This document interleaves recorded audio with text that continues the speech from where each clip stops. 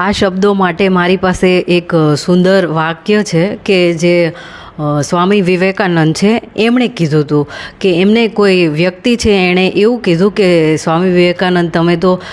બધાયથી અલગ છો અને બધાયથી અલગ કપડાં એ પહેરો છો અને તમારા વિચાર જે છે એ પણ બધાયથી અલગ છે, તો લોકો તો તમારી ઉપર હસે છે અને એવું કહે છે કે આ વ્યક્તિ તો જે છે એ મૂર્ખ છે અને એ ગાંડો થઈ ગયો છે. તો સ્વામી વિવેકાનંદે સુંદર એમને જવાબ આપ્યો કે હું તમારા બધાય ઉપર હસું છું કે તમારે પાસે કોઈ પાસે અલગ કાંઈ વિચાર નથી, કાંઈ પોતાનું જે દિમાગ છે એ ચલાવતા નથી, અને હું તમારા બધાય ઉપર હસું છું કે તમને ખુદને કાંઈ વિચારતા નથી આવડતું અને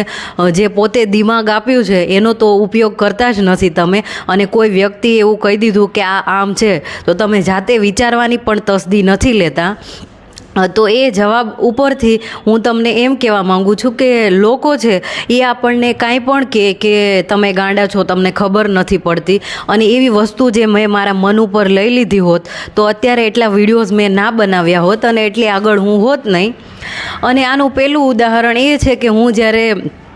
ગુજરાત વિદ્યાપીઠમાં હતી ત્યારે મેં ઇન્ટરવ્યૂ લેવાનું ચાલુ કર્યું ત્યારે મારા જે ક્લાસમેટ હતા એ જ મારી ઉપર હસતા હતા અને કહેતા હતા કે કૃષ્ણા શું કરે છે, એ કે એ તો ગાંડી થઈ ગઈ છે, આવા ઇન્ટરવ્યૂ લેવાથી શું ફાયદો થાય. તો હવે એ બધાને તો જવાબ મળી ગયો છે કે ઇન્ટરવ્યૂ લેવાથી શું ફાયદો થાય અને આમાં બોલીને શું ફાયદો થાય એ બધાય લોકોને ખબર જ છે.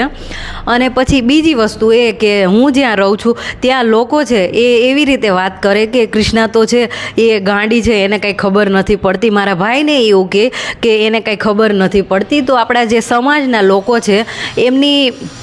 વાત એવી છે કે તમે એ લોકો જેવી રીતે કહે અને એ લોકોએ જે કાયદા કાનૂન બનાવ્યા છે એવી રીતે તમે રહ્યો તો તમે એકદમ સારા વ્યક્તિ અને હોશિયાર કહેવાઓ, અને જો તમે તમારું પોતાનું ખુદનું દિમાગ ચલાવો અને કંઈક અલગ વિચારો તો એ લોકો તમને ગાંડા જ સમજી લે. અને અત્યાર સુધીનો ઇતિહાસ ગવાહ છે કે જેની ઉપર લોકો હસ્યા છે એમણે જ ઇતિહાસ રચ્યો છે, અને એનું ઉદાહરણ સ્વામી વિવેકાનંદ છે, પછી એલ્બર્ટ આઇન્સ્ટાઈન કે જેને તો બધાય લોકો અને એને તો સ્કૂલમાંથી કાઢી મૂક્યા હતા એવું કહીને કે આ છોકરો છે એને તો કાંઈ આવડતું નથી અને એને કાંઈ આવડતું જ નથી. પછી વિલિયમ શેક્સપિયર,